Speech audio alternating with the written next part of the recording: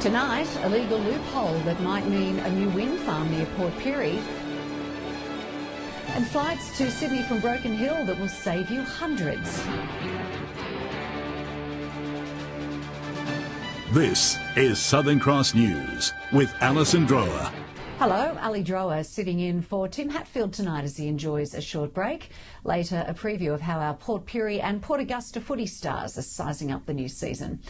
But first tonight, a new energy developer has come face to face with locals not keen on plans for wind farms along the southern end of the Flinders Ranges. Last night, Port Pirie Council listened to the pitch, but not everyone liked what they heard, as Keziah Sullivan reports. In front of a packed gallery, the major developers stated their case. But once again, residents weren't buying the proposal. It's not just Beetaloo Valley, we're getting more and more supporters from the surrounding areas, Crystal Brook, Laura, who also agree you can't build wind turbines on top of the Flinders Ranges. The area under question is protected from major development by the council, but Neoen may have found a loophole. So far, the information that we've had from our planners has been that there's nothing explicit to prevent wind turbines in the zone that we've proposed. They're pushing and saying that they believe that building wind farms is an agricultural purpose because it's done on land that farmers farm. All the farmers in question have agreed to have the 16 turbines built, each standing at 200 metres along the valley. The Flinders Ranges is one of the pristine areas of South Australia. It should be preserved, and I think that was the overwhelming feeling from councillors last night. We were here basically to see how council responded and what questions were asked of council so that we could gauge the council's response. The wind farm company will put forward their plan to the Development Assessment Commission in June. Ultimately, they will have the final say. It will be their decision. I can't preempt that decision, but certainly it will be interesting to see the way they go. Keziah Sullivan, Southern Cross News. Well, this weekend there'll be a busload of Port Augusta locals heading to the steps of Parliament House in Adelaide. They want to spread the word about the campaign to build a solar thermal power station in Port Augusta. The Repower Port Augusta group says all it needs now is that critical state and federal government approval. A solar thermal power campaign that's been years in the making. From marches to petitions around 6,000 signatures, Repower Port Augusta hope the rally on Sunday will gain widespread support. Repower Port Augusta has been advocating for 5 years to have concentrating solar thermal storage built in this region because it makes sense for the electricity system and there's a lot of jobs in it. The push for solar thermal power will go some way toward assisting with job creation after workers were made redundant at the Alinta Power Station when it closed last year. The new option could create 50 new jobs and more than 1,000 during the construction phase. That's a big economic boost to South Australia and that is why politicians should care about this. Those involved throughout the duration of the solar thermal campaign say they're now at the pointy end, with the coalition providing $110 million in concessional loans in late March. Now it's up to the state government as they're expected to reach a decision in June. We are so close to getting this over the line, but the community has to just hold on and push for the last leg. This is the last leg, and if we can get this, we've got it. The Repower Port Augusta chairperson is urging more locals to show their support on the weekend. I think it's only right that Port Augusta trades a few hours of their time for a couple of decades of prosperity. Amelia Simpson, Southern Cross News. Broken Hill City Council has released its long-term financial plan for the Silver City, and whilst residents will be heading for a rate rise, Council is in better fiscal shape than it's been in a decade, as Patrick Reinke reports.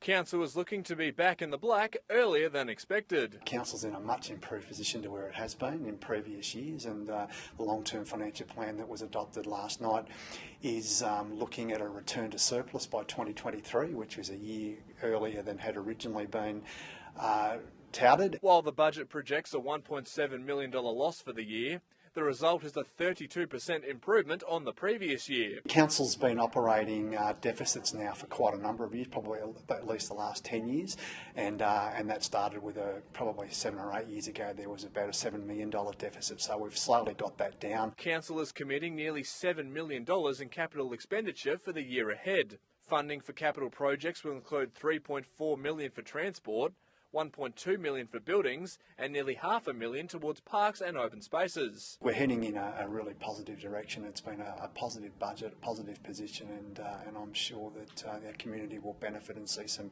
significant changes in council service delivery over the next 12 months. Council says it will be increasing rates by 1.5% in line with the rate peg approved by the local government minister. The draft of the financial plan will be on public display for the next month. Patrick Roinke, Southern Cross News. Wyalla's State MP Eddie Hughes is confident Oz Minerals will build a copper concentrate plant in Whyalla, despite the company selecting Port Augusta as its preferred site. Mr Hughes says the state government thinks Whyalla deserves to get the project. Friday's announcement Oz Minerals had selected Port Augusta as its preferred site for a copper concentrate plant came as a shock to Whyalla. Last May, Oz and Arrium agreed to investigate building it near the Whyalla Steelworks, a move welcomed by the state government. A week on, and Eddie Hughes says the fight isn't over yet. The state government have strongly expressed the view that their preferred option is Whyalla. 100 jobs are on the line for a city that has lost around 1,000 direct jobs since Arrium's downturn.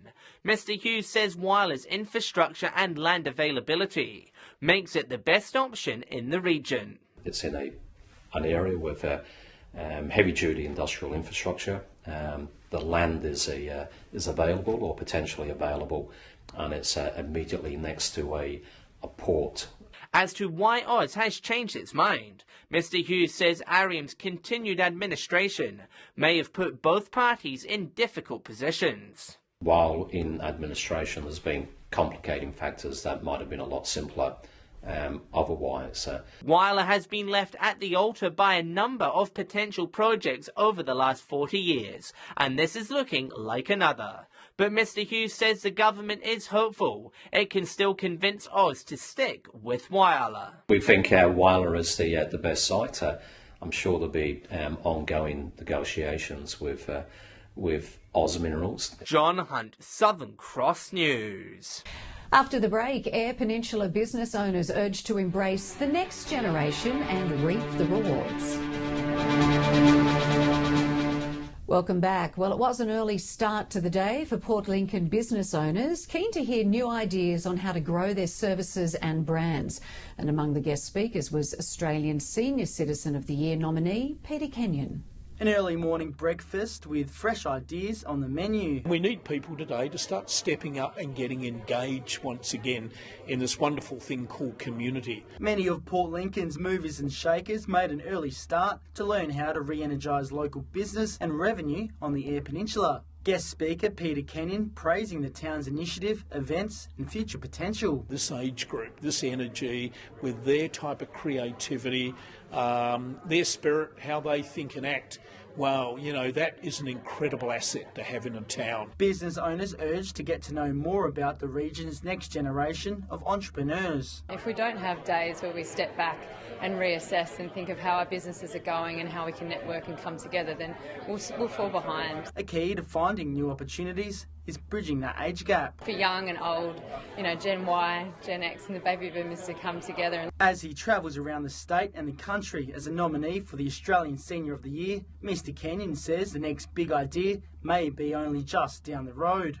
Start becoming a co-owner, a co-designer, a co-producer of what's going on in your community. Jason Kemp, Southern Cross News. Rex Airlines has launched a new $200 fare from Broken Hill to Sydney to try and fill more seats on flights. The discount deal does come with conditions, but could save you hundreds. It's no secret a direct flight from Broken Hill to Sydney can cost an arm and a leg.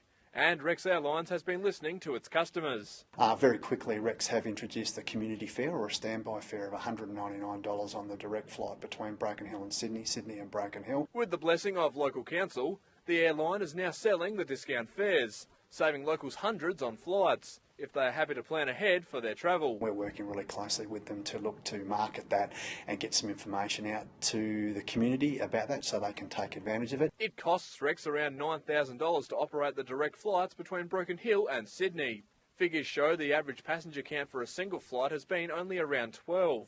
So it's definitely a case of finding the right price to put more bums on the seats. Any fare that is booked 24 hours in advance or greater than 30 days out is part of that process. So we're very excited about it, and we think that there'll be a really strong take-up on it. Certainly there's been a lot of interest around it. Rex said in a statement to Southern Cross News that it had received positive feedback about the fares and attributes it to the additional 30-day advance purchase fare, meaning locals can now book ahead.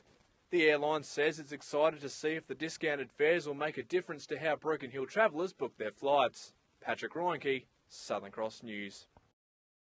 It's taken a while, but Whyalla has finally secured federal funding to open a Headspace centre in coming months. Federal MP Rowan Ramsey says staff at the centre will offer critical support to young people feeling quite despondent about the future of the city as Arium prepares to close. After 2 years of lobbying, it was sealed with a handshake. Whyalla will host one of 10 new Headspace centres after the Commonwealth agreed to establishing one during the last election. This announcement gives us an annual budget of $800,000, which will provide clinicians, youth workers and close links with doctors. Mr Ramsey says Headspace will provide treatment tailored to young people in need of mental health support, sparing them the hassle of having to travel for treatment.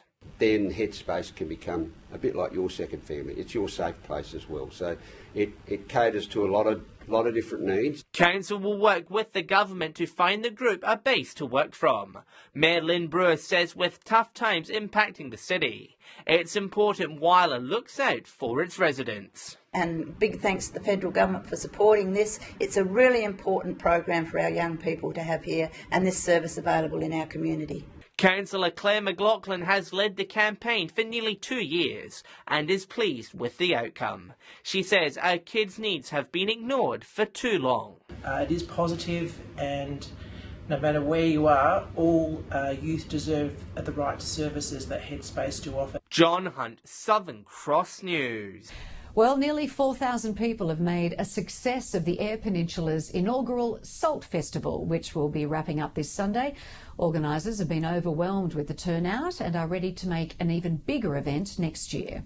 A taste for Port Lincoln to savour. The Salt Festival has been a resounding success. It's been a long 18 months and we're running on 4 hours sleep a night at the moment, but it's just been an incredible journey. The festival, which wraps up on Sunday, has attracted nearly 4,000 people from across the coast to around 100 events, and organisers only take that as a positive sign for next year. This year we've relied on our key sponsors, the councils and Beyond Bank, but we're really needing to look at our sponsorship strategy to make sure that we're sustainable long term.